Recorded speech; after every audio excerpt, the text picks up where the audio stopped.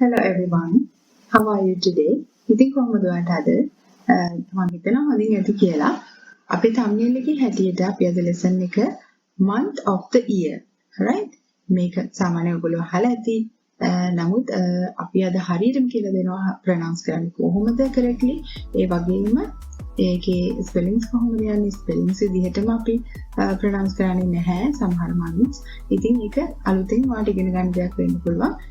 ඔයා අලුතෙන් එකතු වෙන කෙනෙක් නම් අපිත් එක්ක කමෙන්ට් කරලා ලයික් කරලා අපේ වීඩියෝස් වලට ඔයා කැමති නම් අපේ channel එකේ ඉන්න වීඩියෝස් බලන්න ආස නම් subscribe කරලා තියාගන්න කියලා මම ආරාධනා කරනවා all button එකක් දාගන්න. ඒ වගේම අලුතින් ඔයාලට දෙයක් අනිවාර්යයෙන්ම මේ වීඩියෝ එකෙන් ඉගෙන ගන්න පුළුවන්.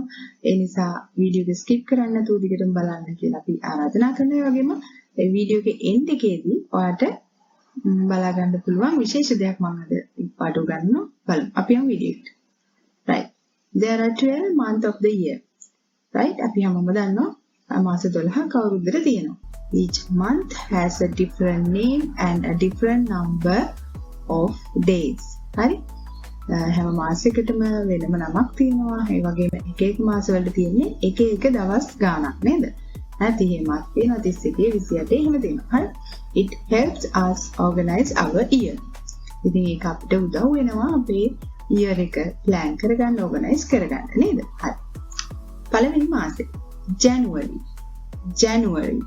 ජනවාරි මාසේ නේද හරි my birthday is in January මගේ උපන්දිනේ ජනවාරි මාසේ February මේක February නෙවෙයි February කියලා තමයි pronounce කරන්නේ හරියට. Valentine's Day is in February. Right? Valentine දිනය යෙදෙන්නේ පෙබරවාරි මාසේ. March මාසය. We have a school holiday in March. අපිට මාර්තු මාසයේ පාසල් නිවාඩුවක් තියෙනවා.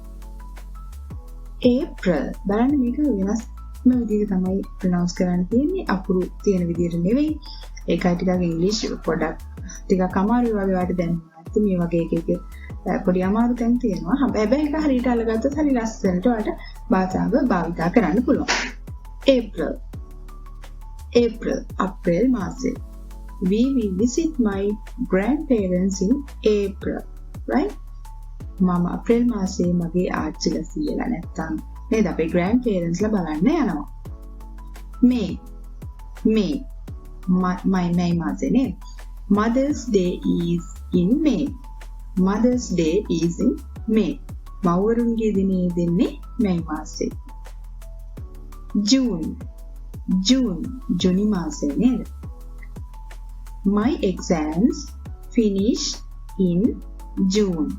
My exams finish in June මගේ විභාග ඉවර වෙන්නේ ජූනි මාසයේ right July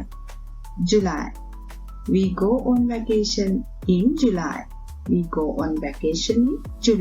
අපි ජූලි මාසයේ නිවාඩුවක් ගත කරනවා right ඒක ජුලයි හරි දැන් August බලන්න මේකෙත් අකුරු තියෙන විදිහට නෙවෙයි අපිට ප්‍රොනවුන්ස් කරන්න තියෙන්නේ නිසා හරියට මාසය කියන්න අගෝස්තු මාසය My cousin's birthday is in August මගේ ඥාති සහෝදරයාගේ උපන්දිනය දෙන්නේ අගෝස්තු මාසයේදී September I will buy new books in September කියන්නේ සැප්තැම්බර් මාසයට okay මම සැප්තැම්බර් මාසයේදී අලුත් පොත් පිළිදී ගන්නවා නැත්නම් ගනීවි right මෙන්න මේ මාසේ ඉතාම වැදගත් ගොඩාක් අය මේක ප්‍රොනවුන්ස් කරන්නේ ඔක්තෝබර් කියලා සබ්දයක් එන්නේ නැහැ බලන්න ඔක්තෝබර් මාසේ හරි we will go on a picnic in October right අපි ඔක්තෝබර් මාසයේදී විනෝද චාරිකාවක් යමු November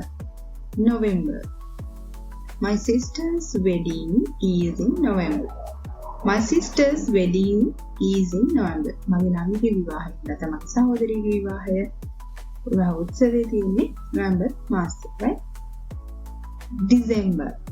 මේක ගොඩක් ඒකත් December වගේ කියනවා මට හෙලක් තියෙනවා. නමුත් හරිම pronunciation එක December.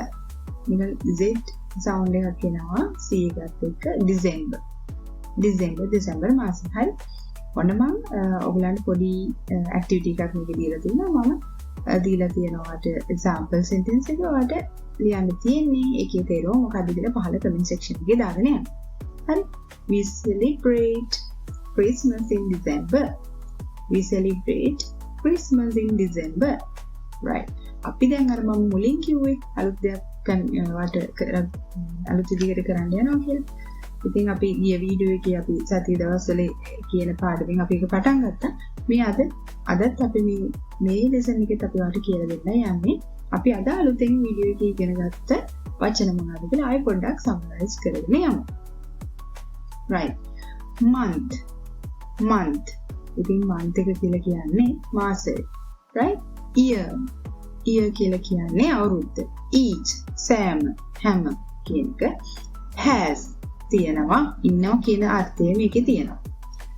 Different කියන්නේ වෙනස්. හරි? Each month හැම මාසෙකම. හරි? Organize මේක මේ වචනේ ඉගෙන ගත්ත සතිය දවස් පාඩමෙත් ඉතින් මේකේ තව තියෙනවා. ඒ නිසා මම මතක් කරනම් organize කියලා කියන්නේ සංවිධානය කරනවා කියන අර්ථය. Help කියන්නේ අපි උදව් කරන නේද? හරි. උදව් කරනවා, උදව් වෙනවා. Right. Example කියන වචනේ අපිට කලින් හම්බුණා. අය පොඩ්ඩක් මතක් කරන්නම්. Example කියන්නේ අපි උදාහරණයක් කියන එකට. Right? ඔන්න මෙන්න මේ පාඩම තමයි අපි අද හරියට ඉගෙන ගත්ත එක පාරක් ආපහු කියමු. January, February, March, April, May, June, July, August, September, October, November, December. හරි. දැන් ඔයා සතිය දවස් 7 වගේම මොනවාද? Month of the year. අපේ මාස ටික හොඳට ප්‍රොනවුන්ස් කරන්න දන්නවා. සහ මේක නැවත නැවත අහන්න. ඒ වගේම ඔයාගේ හොඳ පුරුද්දක් විදිහට කරගෙන යන්න මම කිව්වා වීඩියෝස් වල මම හැමතැනම කියලා දෙනවා මම ඉගෙන ගත්ත විදිහ පොඩි ටිප්ස් කියලා දෙන්නම් කියලා. ඔන්න අද තව ටිප් එකක්. හරි. මේ වගේ month of the year නැත්නම් week එකේ දවස් ටික අපි use කරද්දී ඔය සාමාන්‍යයෙන් diary එකක් එහෙනම් sticky notes හරි මොන හරි to do list එකක් හරි ලියනවා නම් ඔයා ඉස්සෙල්ලාම day එක දාලා පටන් ගන්න. මේ මොන January 1st කියලා ඕනනම් දාලා පටන් ගන්න පුළුවන්. නැත්නම් 1st of January 2025 කියලා දාලා දිගටම මේක දවස් දාලා මේ විදිහට පටන් ගන්න. Wednesday හරි Friday Sunday පාඩම් දෙකම අතර මේක වගේ යන්නේ කලන් යනවා දින සම්බන්ධයෙන්. ඉතින් ඒ වගේ දාලා දිනපතා ඔයා ඒක ලියන්න පුරුදු වෙන්න. එතකොට මේ ලියන්න වගේම කියන්න. තමන් අද දවසේ කරපු ඇක්ටිවිටීස් එකක් දෙකක් කොහොමද ඉස්සරහට ලියන්නේ කියලා මම කියලා දෙනවා. ඒ වගේම දැනට සිංහලෙන් හරි ලියන්න පටන් ගන්න. හැබැයි ඩේට් එක ඉංග්‍රීසි වලින් දාන්න ඔයාලට අනිවාර්යෙන් ඒක හුරු වෙනවා. සහ කටට හුරු වෙනවා. අපිත් වැරදි විදිහට කලින් අපිට සමහර වචන ප්‍රොනවුන්ස් කරේ. නමුත් පස්සේ ඉතින් එක දිගටම තමන්ගේ ජීවිතේ වගේ හැමදාම මේක ප්‍රැක්ටිස් කරන්න පටන් ගත්තාම නිකම්ම ඔයාගේ මසල් මෙමරි එකට මම හැමදාම කියනවා වගේ යනවා. හරි. එහෙනම් අපි අද වීඩියෝ එක මෙතනින් ඉවර කරනවා. මම හිතනවා ඔයාලත් දෙයක් ඉගෙන ගත්තා කියලා. එහෙනම් ඉගෙන ගත්තා නම් කමෙන්ට් එකේ දාගෙන යන්න. නැත්නම් ඉස්සරහට ගේන්න තියෙන පාඩමක් තියෙනවා නම් ඒක හරි කමෙන්ට් සෙක්ෂන් එකේ දාගෙන යන්න. අනිවාර්යෙන් ඒක මම අරගෙන යනවා. සහ කමෙන්ට් එකකට රිප්ලයි කරන්න. right. එහෙනම් අදට ලෙසන් එක ඉවරයි. අලුත් වීඩියෝ එකකින් අපි හම්බ වෙමු. Thank you.